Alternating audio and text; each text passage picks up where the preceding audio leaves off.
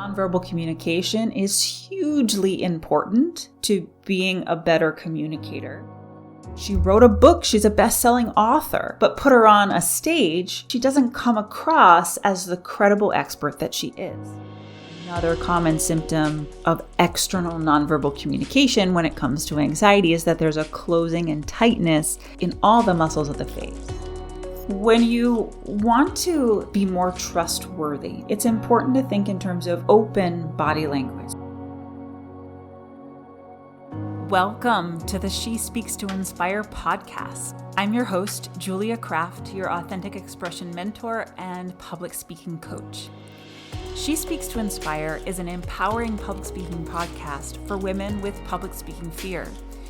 Unlike other podcasts on public speaking, She Speaks to Inspire not only gives you tips to be a confident communicator under pressure, but also helps you regulate your nervous system for less anxiety, learn lifestyle practices to reduce burnout and overwhelm, and reconnect with your feminine leadership presence for more authenticity and comfort in your skin.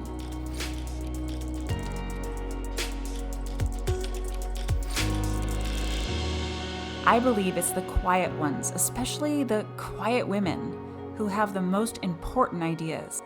I believe the world really does need your voice. So let's dive in.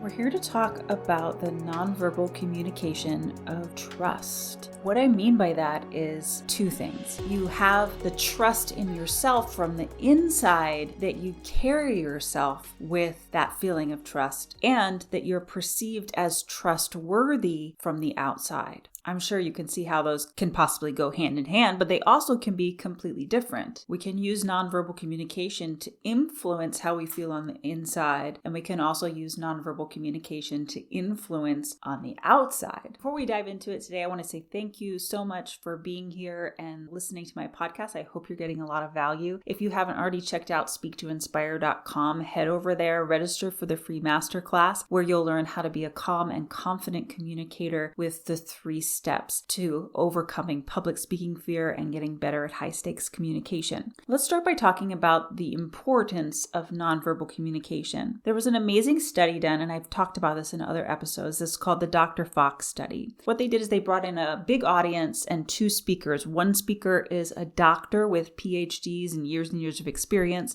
and the other speaker is an actor that they hired to read a few articles of The Real Doctor. What's the difference between our speakers? Well, one has an incredible depth of knowledge, right? And one has not as much knowledge, but much more training around speaking and communication and performance. So what do you think is different between how our speakers present the information? The first speaker presented from behind a podium and more or less read off of a script, looking up occasionally, but looking down most of the time. The actor spoke from memory and was much more improvisational, impromptu with their speaking, looking at the audience, moving around the stage, lots of energy, lots of engagement. Afterwards, the audience is given a survey. Who did you like more? Who did you trust more? Who did you think was more knowledgeable? And who do you think that they chose? Yes, overwhelmingly, they chose the actor. And they were asked, what was it about the speaker that led you to that conclusion? Overwhelmingly, this is the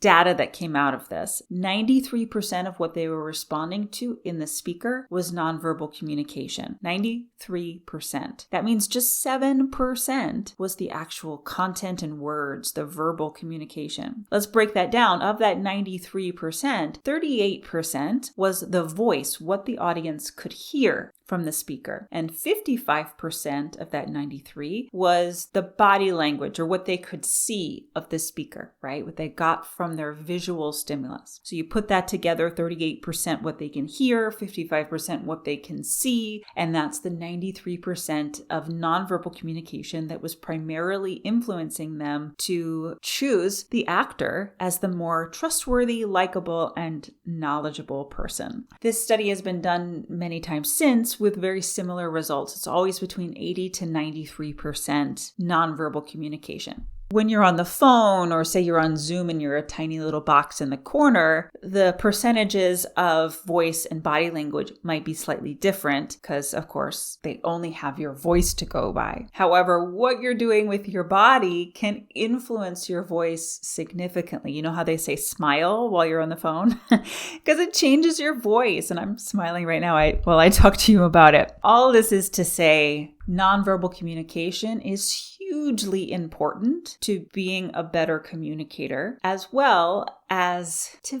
feeling more confident. So let's talk about that. Perhaps you've heard of Amy Cuddy and her amazing TED Talk. If you haven't heard of it, I'll link it below. So she's talking more about an inside-out perspective that, especially for interviews, what she showed is that if you do what's called a power pose for about 2 minutes before going into an important interview, you're more likely to feel confident and ultimately most likely get the job. What is that about? Well, it increases your hormone levels, and I'm not going to get down to the nitty-gritty like she does. Watch her TED Talk. But it has an impact on your hormones so that you literally generate the experience of confidence, power, and belief in yourself, a trust in yourself. Yes? This goes both ways. Often our nonverbal communication is completely unconscious. This is the norm. We walk around the world, we're doing things with our body and with our voice, and we have no idea what we're doing. And in a lot of ways, that's totally fine until you're confronted with an audience that you really want to make sure that you do a good job and that you're persuasive and engaging. And then you start to need to bring some self-awareness. What am I doing? Is that really what I want to be doing? Is that the best choice? Our nonverbal communication, when it's unconscious, comes from habit, just having done it over and over again. Conditioning, which is sort of another word for habit. It often comes from our family of origin, from fear and anxiety, right? That really influences nonverbal communication, and it happens very unconsciously. Compensation patterns, like compensating for what you think you should be doing. So like trying to put something on top of conditioning, it gets so tricky, and expectations start to cloud our nonverbal communication. All of this, when our nonverbal communication is not really in alignment with the message that we have, with the people that we're speaking to in that moment, and with our bigger intentions. I call this static. So if I was talking to you like I am right now, and there was static over my voice, it would be incredibly distracting. Your attention would go to the static and try, like you have to work really hard to hear my voice through the static, right? It's uncomfortable. It's tiring. After a little while, I might give up, right? I might just zone out. I had a client several years ago, wonderful woman who is professional speaker, author, very passionate about what she does. When I first started working with her, the first thing I noticed was that she moved around a lot while she spoke. She couldn't stay still in one spot. Her hands were moving somewhat wildly. Her eyes were moving all over the room. There's a lot of twitchiness in her face. Her voice was going up at the end of her sentence. There was so much movement. This was all static that kept me from really hearing the heart of her message. And it significantly influenced my ability to see her credibility. Now, if you look at her resume, she's incredibly credible, right? She has years and years of experience, degrees. She wrote a book. She's a best-selling author. But put her on a stage, she doesn't come across as the credible expert that she is. So I'm going to share with you a few things that I helped this woman with that you can start applying to your speaking to come across more trustworthy. And then we're going to talk about the internal trust of building trust in yourself. And I'll talk to you about how I helped her as well to build that internal trust in herself. And these two things really work together. If you don't have both, then I find the external work, the work on do this with your hands, do this with your eyes. Anybody can tell you that. You can read that in a book or watch a YouTube video, but it's not going to stick. You're not going to be able to apply it to a real world situation unless you shift the inner trust as well.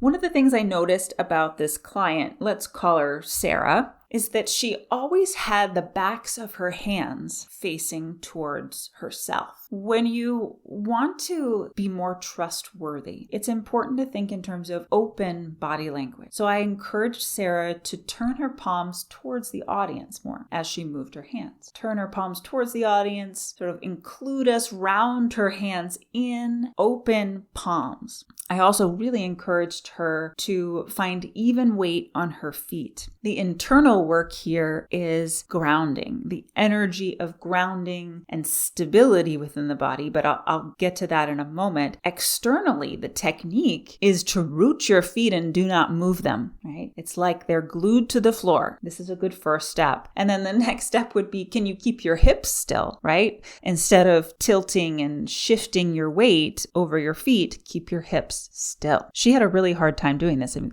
this was totally against her nature. And what she discovered is that she had so much nervous, anxious energy on the inside that she was trying to resolve by moving around. But of course, that wasn't really an answer. And that's when, if we go to the internal work, we started looking at how she can release anxiety, move it through her body, how she can direct that energy towards the audience instead of sending it sideways and out, basically away from the audience, and how she could do some warm-ups that helped her to process all of these things before she got in front of an audience. And then it became easier and easier and easier for her to stay still through her lower body. Also, in terms of open body language, think open chest as opposed to shoulders curling in. Sarah, for example, even though she was moving a lot, she always had her shoulders forward and her chest somewhat collapsed. This is a common thing that I see with women when they're anxious and nervous. It's a protection mechanism. So what about an open chest, a lifted chest, an open heart? That's how it's perceived from the outside, is this open-heartedness, trustworthiness. And I also worked with her a lot on opening her face. Another common symptom of external nonverbal communication when it comes to anxiety is that there's a closing and tightness in all the muscles of the face, from the eyes to the cheeks to the mouth. Open eyes means that you have clear and curious eye contact. When it comes to the internal work of you trusting yourself, this is you being present and connected, as opposed to up in your head, judging and criticizing yourself and worrying and spinning and all that. Open mouth. This is a huge one that I don't see public speaking trainers talking about. But if you want to come across more trustworthy, you need to open your mouth more. Think of somebody like Martin Luther King. First of all, anatomically, that man had a huge mouth, huge lips, huge jaw, Anatomically, he had a huge mouth, and you might as well. I have a pretty large mouth. But it's rare to see a speaker use their mouth, however big or small it is anatomically. Martin Luther King is a great example of a speaker who used their anatomy to their advantage. I have a dream, right? Can you imagine him in your mind saying those words? He said it with a hugely open mouth, open jaw, relaxed tongue. This is a sign of inner trust in yourself, belief in yourself, as well as trustworthiness on the outside. There's nothing to hide. There's nothing to hide. And the last body language tip I'll share about having nothing to hide is having your hands out front and being seen. Hands behind your back or in your pockets immediately creates some suspicion. We don't even know why, but we just don't completely trust you. You know what I mean?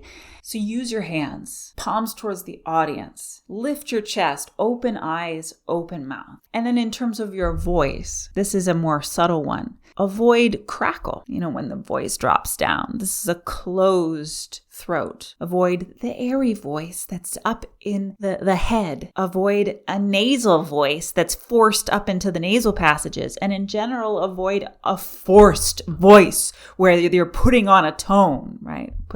Trying to be loud, any kind of forcefulness in the voice. An open vocal resonance is simply that there's clear tone. There's open space in your throat and in your mouth. There's neutral pitch. It's not too high, not too low. It's simply right in the center, wanting to be heard. And that's the internal piece of your voice. The mindset of I want to be heard. That is the mindset of someone who trusts themselves. And therefore, the external nonverbal communication is going to communicate that you are trustworthy. The last piece here with your internal trust is that it's a process to create a muscle memory of trust. You're creating a positive history of things going well. And then you start to believe, oh yeah, things go well for me with speaking. I'm good at this. And you can cultivate that on purpose.